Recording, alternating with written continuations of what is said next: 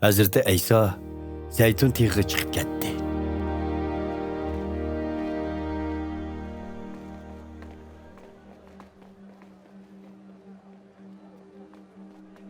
Socrates vardı bay for koral dem.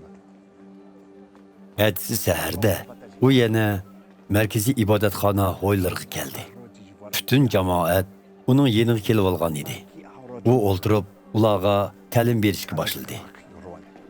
Shu chaqda ba'zi Tavrat ustozlari bilan farisilar zina qilib tutib qolgan bir ayolni uning oldiga elib kelishdi. Ular ayolni o'tirg'i chiqarib Hazrati Aysodan: "Ustoz, bu ayol zina ustida tutib elindi. Musa payg'ambar Tavrat qonunida zina qilgan ayollarni chalma kesak qilib o'ldirishni buyurgan. Sizcha qanday qilish kerak?" deb so'rashdi. Ularning bundaq deyishdiki g'arizi Hazrati Aysoni tuzoqqa tushirib, uni gunohkor deb ayblashga bahona izlash edi. Biroq Hazrati Ayso engishib, qo'li bilan yerga bir nemalarni yozg'ili tutdi.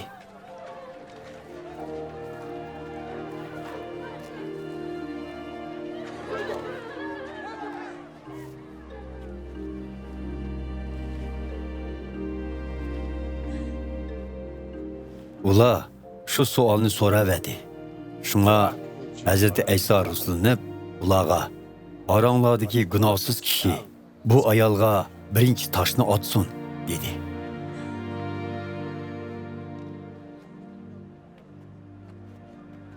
Ondan yana engishib, yerga yezishni davomlashtirdi.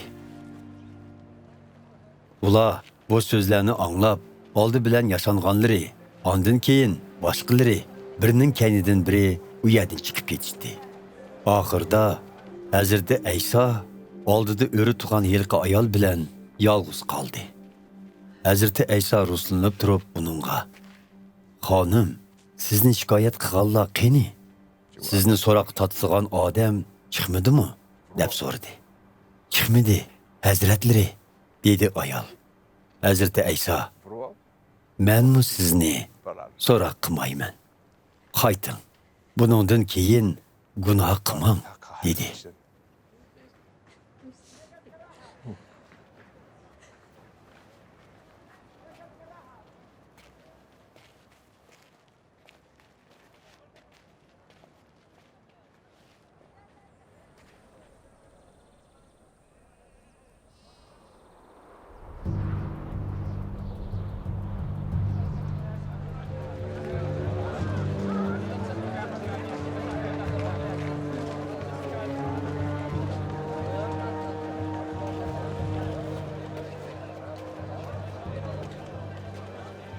Hazreti Ayso yana ko'pchilikka mundaq dedi: "Dunyoning nuri o'zimdirman.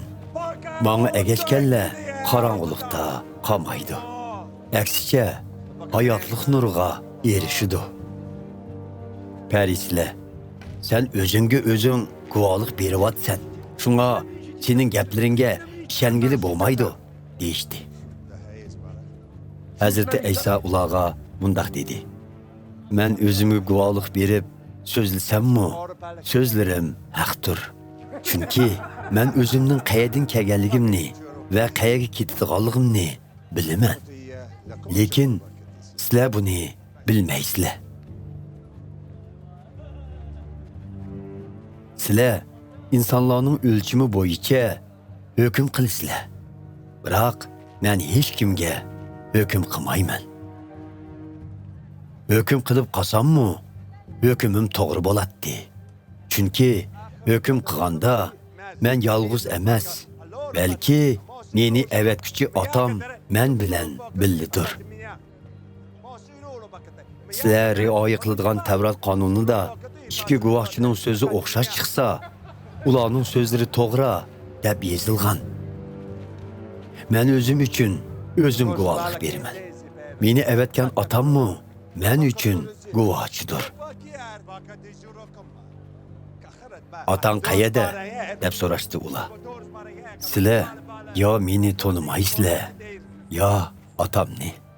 Meni tonigan bo'lsanglar, otamnimi taniytdinglar", deb javob berdi Hazrati Ayso. Hazreti Aysa bu ta'limlarni markaziy ibodatxonadagi iona to'planadigan yerda aytgan edi. Biroq hech kim uni tutmadi. Chunki uning vaqt soati texi yetib kelmagan edi.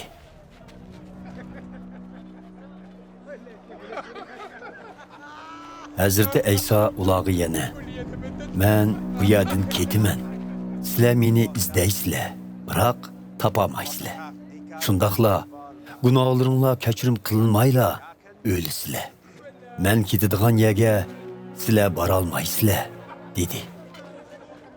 Buning bilan Yahudi oqsoqollari: "U men ketadigan yerga sizlar bora olmaysizlar", deydi.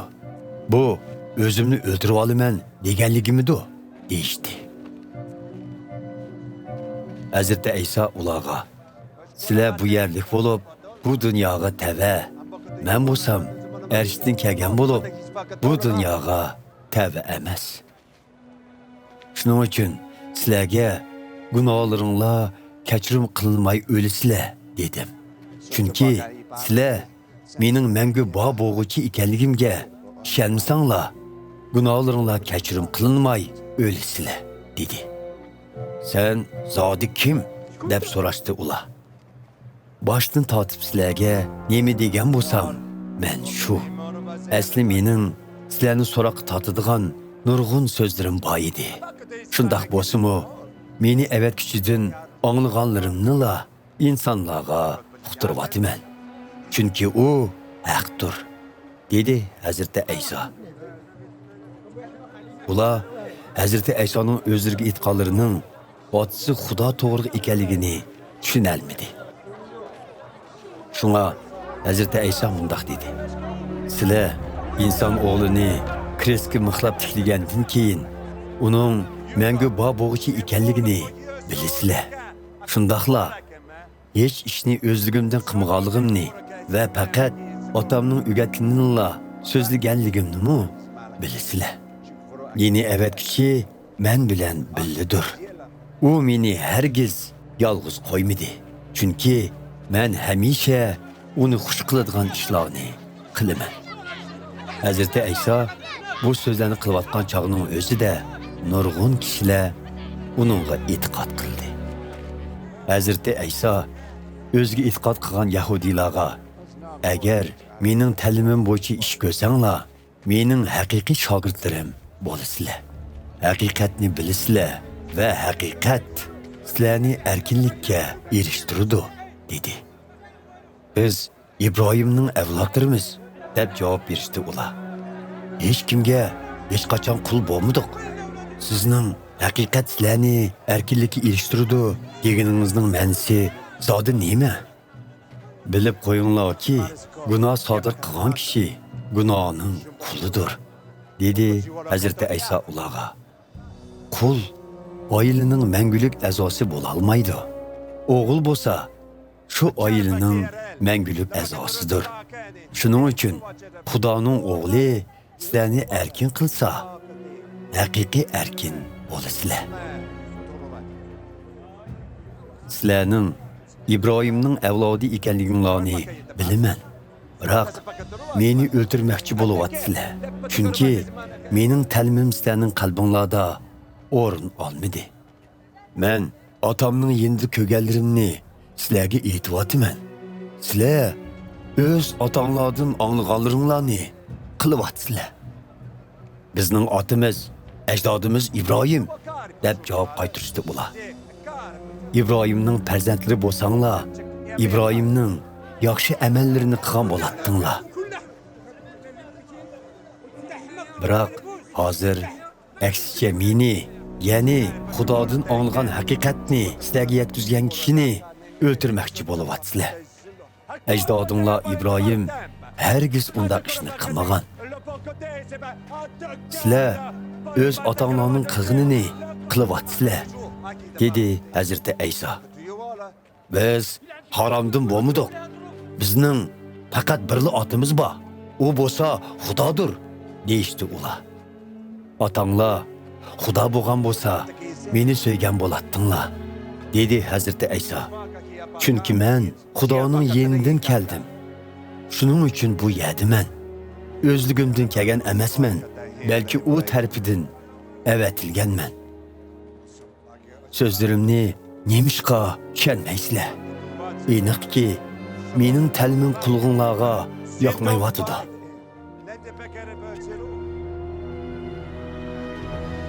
Otanglar shayton bo'lg'ashqa, sizlarmi uning havaslari bo'yicha ish qilasizlar. U azaldan qotil ham haqiqatni tumaydi. Chunki uningda haqiqat yo'qdir. Yolg'on so'zlash uning tabiiy xususiyati. Chunki u yolg'onchi va yolg'onchilikning piridir. Men bo'lsam haqiqatni so'zlayman. Shunga menga ishonmaysizlar. Qaysinglar mening gunohim borlig'ini isbotlab beralaysizlar? Qani? Haqiqatni so'zlasam, nima uchun menga ishonmaysizlar? Xudoning farzandlari Xudoning so'zlarini anglaydi. Sizlar Xudoning farzandlari bo'lmaganinglar uchun uning so'zlarini anglaysizlar. Yahudi oqsoqollari Hazreti Aysoga javoban: "Ajaba, bizning seni samoriylik ham jin chaplashgan odamsan degan so'zimiz to'g'ri emasmi?" deyishdi. "Menga jin chaplashqani yo'q", dedi Hazreti Ayso. "Men otamni hurmat qilaman, lekin sizlar menga behurmatlik qilyapsizlar. Mening o'zimni ulug'lig'im yo'q, lekin mening ulug' bo'lishimni xohlaydigan biri bor. Uning hukmi odildir. Bilib qo'yinglarki, mening ta'limim bo'yicha ish ko'rgan kishi menga o'lmaydi." Ular Hazreti Aysoga: "Sana jin chaplashganligini endi aniq bildik" deyishdi. "Hatto ajdodimiz Ibrohim va boshqa payg'ambarlarmi o'lgan tutsa, sen qandoqcha ta'limim bo'yicha ish ko'rgan kishi menga o'lmaydi deyalaysan? Ajaba, sen olamdan o'tgan otimiz Ibrohimdin va vafot bo'lgan boshqa payg'ambarlardanmi ustun turamsan? Sen o'zingni zodi qandoq odam deb hisoblaysan?" Hazreti Ayso mundaq javob berdi: "Agar men o'zimni ulug'lasam, mening ulug'lig'im bekor bo'ladi. Biroq meni ulug'lug'uchi sizlar Xudoyimiz deb ataydigan otamning o'zidir. Sizlar uni tonib yetamidinglar, lekin men uni toniyman. Uni tonimayman desam, sizlardek yolg'onchi bo'laman. Biroq men uni toniyman va uning so'zi bo'yicha ish ko'raman. Otanglar Ibrohim mening kelishimga intizor bo'lgan, ham kelganligimni oldin ola ko'rib, intayin xushal bo'lgan. Sen texi 50 yoshga kirmagan turib, ajdodimiz Ibrohimnimi ko'rdingmi?" deyishdi ular. Hazreti Ayso ularga: "Bilib qo'yinglarki, men Ibrohim tug'ilmasdila bor edim", dedi. Buning bilan ular yerdan tosh elib, Hazreti Aysoni chalma kesak qilmoqchi bo'lishdi. Lekin u o'zini daldig'i elib, markaziy ibodatxonadan chiqib ketdi.